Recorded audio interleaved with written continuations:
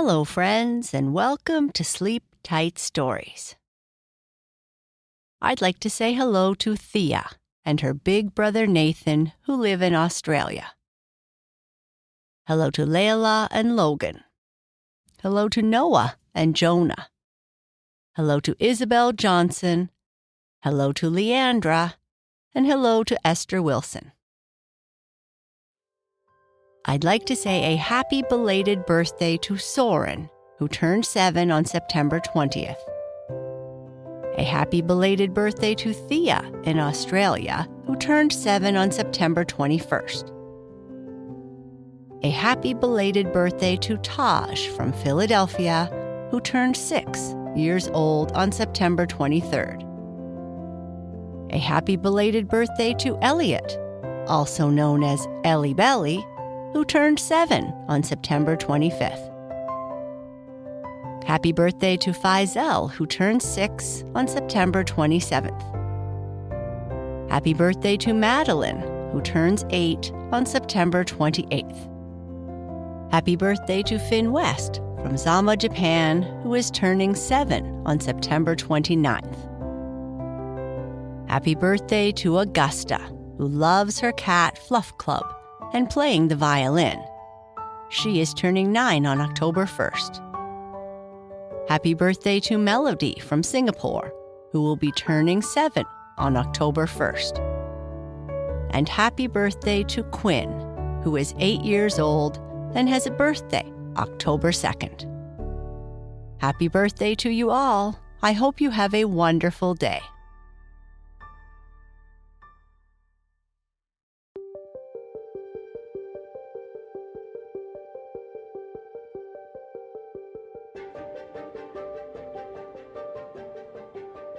This is the next part in our story about Red, the transfer student.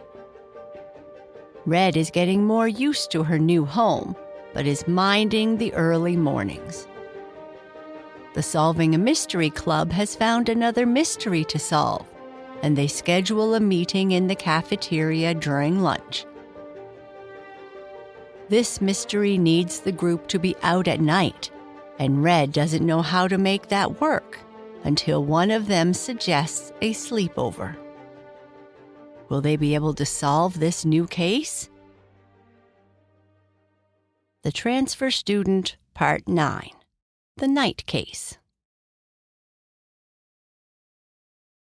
Red reached over to pick up her phone, and when she couldn't find it on the table beside her bed, remembered that she had left it on her dresser across the room so that she wouldn't press snooze. I really have to remember to change my alarm sound. It's far too happy, she thought. Hey phone, snooze alarm, Red called, scrunching her pillow on top of her head. I'm sorry, I don't understand that request, her phone replied, and the alarm continued. Trying again, she yelled, Hey phone, stop alarm. One moment. I'm sorry, I don't understand that request, her phone replied, and the alarm continued. Ugh. She dragged herself out of bed and walked over to the dresser to turn off the alarm. Though she was in much better spirits these days and growing accustomed to all the greens and blues of her new home, she was still finding the early mornings difficult, especially after being up late reading books. At least she wasn't having bad dreams lately. Red, her mother called. Did you call me? No, Mom, Red replied. Okay, hurry up and get ready. Your breakfast is going to get cold and you will be late for school. She had thought of going back to bed for just a moment longer, but with her mother calling her and the smell of her favorite breakfast coming up the stairs into her room, it wasn't going to be possible. Why must I have such a keen sense of smell, she thought, as her belly started making noises with the delicious smells coming into her room. Smells like my favorite, waffles and syrup." Gurgle, gurgle, gurgle, her stomach was talking. Red hurried to get dressed and go to the bathroom before Blue, her annoying little brother. She wished that she could put signs on the bathroom door like those on her bedroom, forbidding him from entering. But her mother said no, saying something about sharing and getting along. How could she get along with that stinker? Rushing to the bathroom, she saw that she was too late. Blue had been in the bathroom. It was a mess. Water was everywhere, and it was her responsibility to keep it clean. He even left his dirty socks on the floor. P.U. Ugh. Coming down the stairs to eat breakfast, she complained, "Mom, can't we do something about Blue's messiness? Send him to obedience training or something? The bathroom is a mess again." "Red, be nice. Here's your breakfast," her mother said, handing Red a plate of waffles and syrup. "Your hot cocoa is already on the table." "Hurry up and eat," Red's mother said, reminding her again. "You don't want to be late for school." Her brother Blue finished his breakfast with a great big slurpy slurp, left the table, sticking his tongue out at her as he went to get ready for his big yellow monstrosity that picks them both up for school. Red stuck her tongue out back at him. "Red, that's impolite," her mother said. She could hear her stinky brother laughing in the distance. "Oh, can we get a computer from back home? My phone's assistant doesn't understand me, and all it does is tell me the weather," Red asked her mother. "No, Red, what you have is fine. You know very well that we can't use Martian tech here on Earth." Red reluctantly gobbled down her waffles.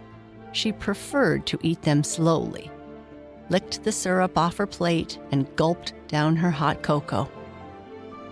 She then got on her shoes and shuffled out the door, dressed in her favorite loose-fitting dark-colored clothes. Red dressed for comfort and did not care about the latest Earth fashions. Her big yellow monstrosity noisily stopped outside her house, the last stop on its route, and she waved goodbye to her mom as she got on the bus. "Good morning," said Mr. McDonald, the bus driver.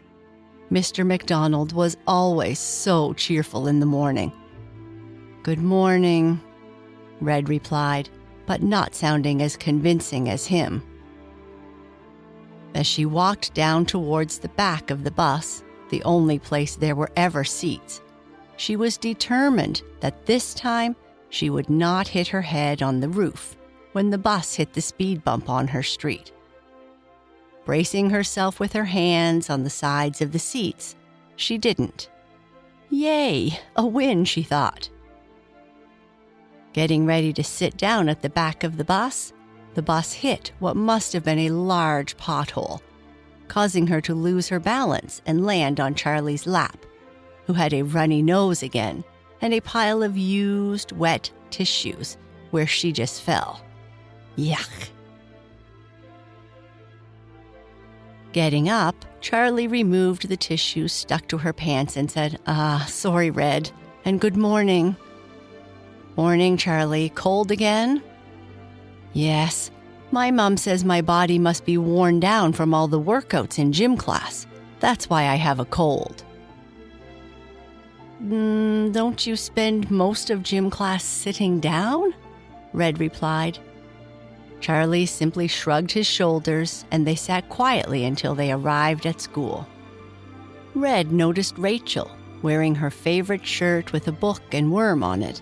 One of the other members of the Solving a Mystery Club was also on the bus, but she sat with her eyes glued to a book, not even realizing that Red had got on the bus. The bus arrived early at school, so Red was able to get to her desk in room 215 in record time. She arrived to see Charlie, Alexa, and Rachel standing around her desk. Their teacher, Mrs. Johnson, hadn't arrived yet, and they still had 10 minutes before the morning announcements began. How did my friends get into class before I did, she thought. And did I just think of them as my friends? She would have to consider this change in how she thought of her classmates later, as they all seemed quite concerned about something. Was there an unannounced test? What's up? Don't tell me there's a pop quiz. Rachel spoke first. Pop quiz? When have you ever been worried about a test? No, I think we have a new case for the Solving a Mystery Club. Really? Has Mr. McCaskill come up with something for us to solve? No, this is much more serious than that, Alexa said. Just then, Mrs. Johnson came into the room and said, "Good morning, students. It's a beautiful day today. Why don't you all slowly make your way to your seats so we can begin another day of learning?" "Let's all meet at lunch in the cafeteria and discuss the new case," Rachel whispered. "I'll let the others know in our group chat," Charlie replied. Then Principal Burke started her daily monologue. "Good morning, woodchucks," boomed Principal Burke. "Today is Friday, a Cohort B day. I'm pleased to announce that our chicken nugget problem has finally been put to rest. Meatless nuggets are now available at lunchtime." Red could hear the groans from all the students in the school, except for Kurt and Alexa, who loved the nuggets. Yuck. The morning class went by quickly. Red was still far ahead in her understanding of math and science, but she still had a difficult time with all the idioms used in the English language. What exactly does "keep an ear to the ground" mean? And why would anyone want to press their ear into the dirt? And eat like a horse? That sounds disgusting. Red walked quickly to the cafeteria, but not too quickly as to receive a warning from Mr. Nozel, the Mountain and Principal Burke's bodyguard, who was hall monitor today. "Take your time, woodchucks. Maplewood is a safe school," she heard his booming voice say. Despite her speed, she noticed yet again that she was the last to arrive. Kurt had what must have been 6 orders of nuggets on her plate. Alexa seemed to be eating potato chips and a hot dog, and Charlie and Rachel, like Red, brought their own lunch. "Hey, you finally arrived. You really should join me on the track so that we can work on increasing your speed. Even Charlie here is faster than you," Kurt said jokingly. "What do you mean, even?" Charlie asked, pretending to be upset. "Sorry, Charlie, but you are a bit slow," Kurt replied. Maybe you should find someone else to help you quickly write your papers," Charlie said with his nose in the air. Just kidding, Kurt said, laughing. "Well, I had never thought that I was slow until I came to Maplewood," Red replied. Red sat down and took out what her mother called a sandwich to eat for lunch. How a sandwich became a name for bread with some meat and vegetables in between it was a mystery to Red. Did the name originate at Halloween? She would have to ask during her next English class. "Okay, so let's dispense with the usual chit-chat, gossip, and teacher complaints, and get right down to business," Rachel said. "We have a very strange phenomenon happening in our backyards. Scary even," Alexa interrupted. "Yes, it certainly is unsettling." "You have dancing raccoons too?" asked Charlie. "No." Alexa and I live close to one another in the neighborhood near the start of our bus route to school. As you know, it's not that far from here. Walking distance, really.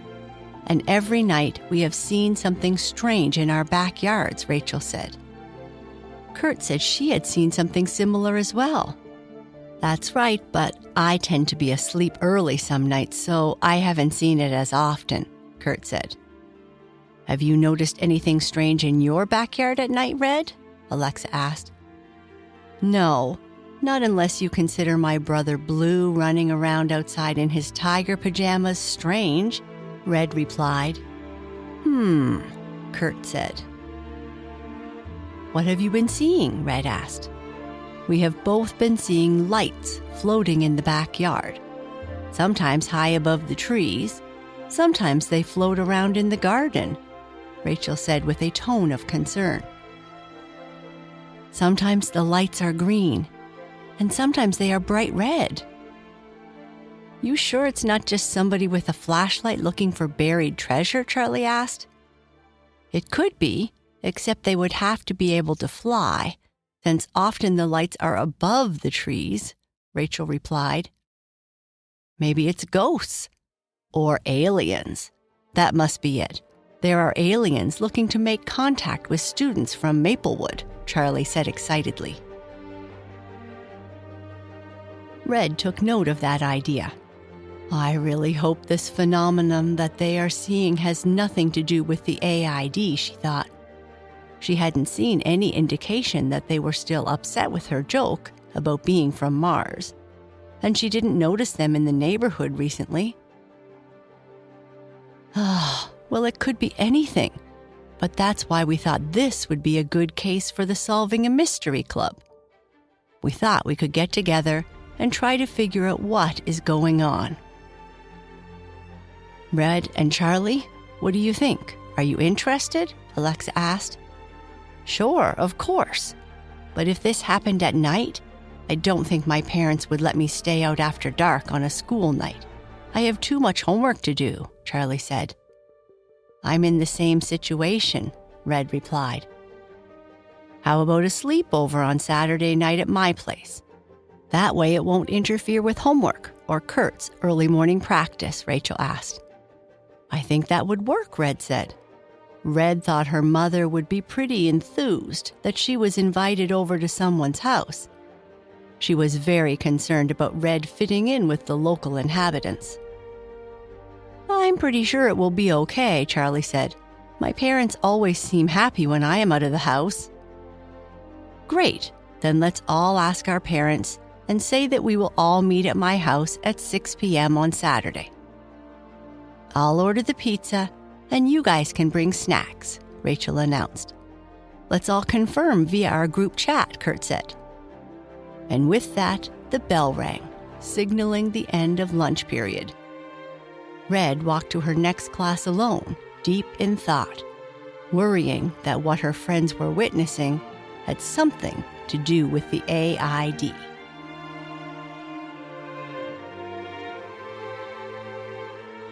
And that's the end of this part. Good night. Sleep tight.